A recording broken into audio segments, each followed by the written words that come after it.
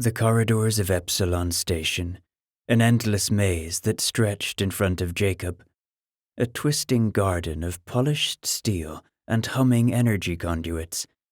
LED lights strobed, carving bizarre, uneven shapes, dancing across the crowded passageways.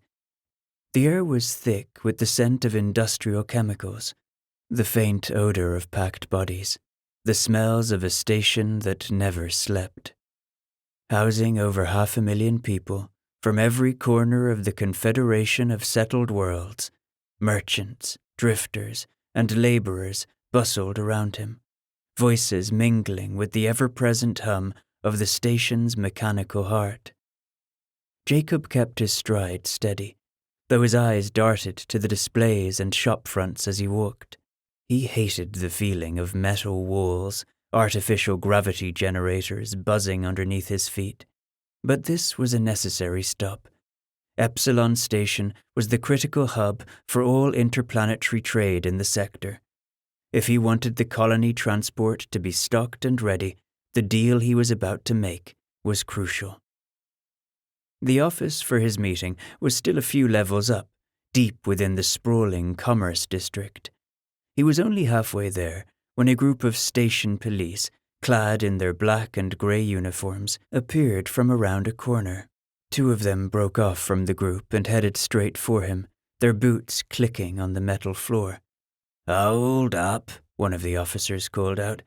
"Let me see your creds." Jacob froze, exhaling slowly before reaching into his jacket. He pulled out a small, worn pouch containing his trade certificates and identification. "I'm here on a supply mission," he said calmly, handing the data chips over. "Everything you need is on the chips." The officer sneered as he took them, glancing at his partner before plugging the chips into his handheld reader. "Supply mission, huh? For who?" "I'm the certified trademaster for the Harmony Association. We're set to leave in a few days. Cargo, fuel, the whole kit. Check the registry, it's all there." The second officer, a younger woman with a disinterested look, crossed her arms and stepped forward. "Harmony Association? Sounds familiar," she said, though her eyes stayed sharp on Jacob. "Where's your corporate nanite tag?" Jacob's face concealed disgust, just slightly. "I don't use one." The officers exchanged a glance. The first officer, clearly the more senior of the two, scoffed.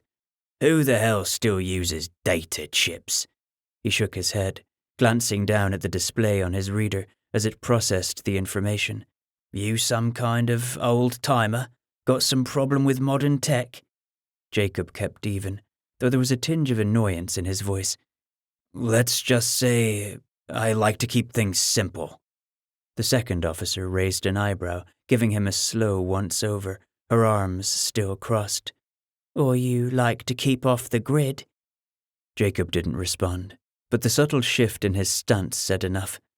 It wasn't uncommon for people to be suspicious of anyone who didn't have the usual corporate nanite implants.